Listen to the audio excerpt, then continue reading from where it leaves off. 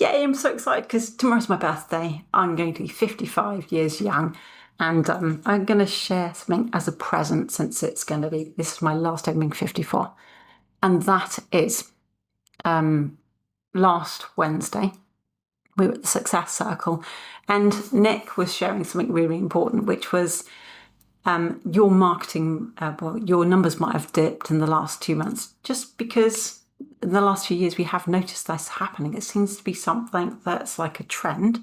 So I'm just going to say at the moment, pause, because February really is famous for messing with your head, okay? Because you kind of get all psyched up in January, New Year's resolutions, and then it's not quite springtime yet. So no one's actually quite ready. They're full of beans. They want to get going, but they're not quite there, okay? So I want to share with you what Nick and Laurel said, and they were warning us about this in Success Circles. This is like my birthday present to you.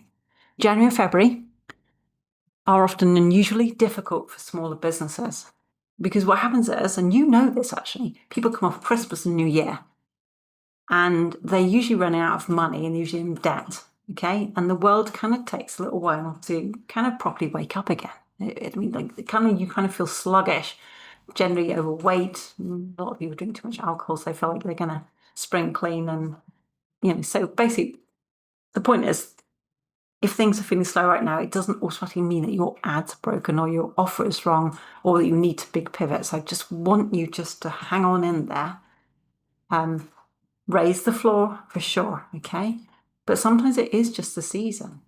Now, actually, Nick had used a great metaphor, which I wanted to share with you.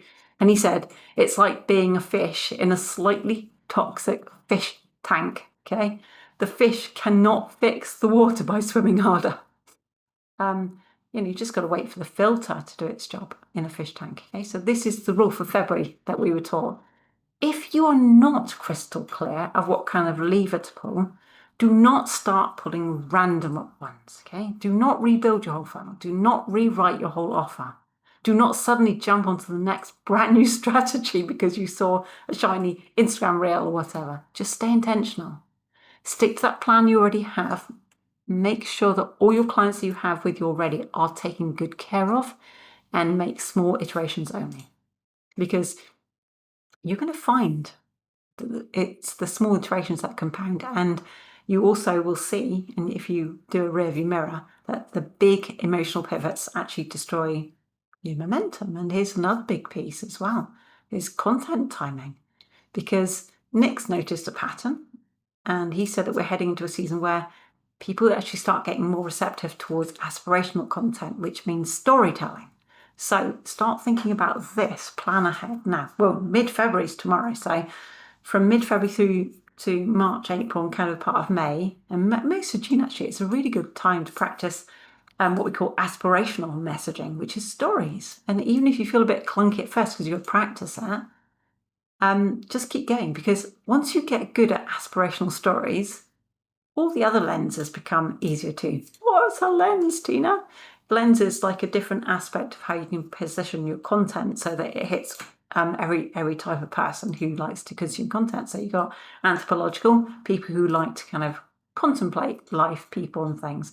You've got aspirational, so storytelling, one day this person had this thing and then suddenly had that thing and everything became good and everyone lived happily ever after. Then you've got the people who just need the data. That's the analytical people.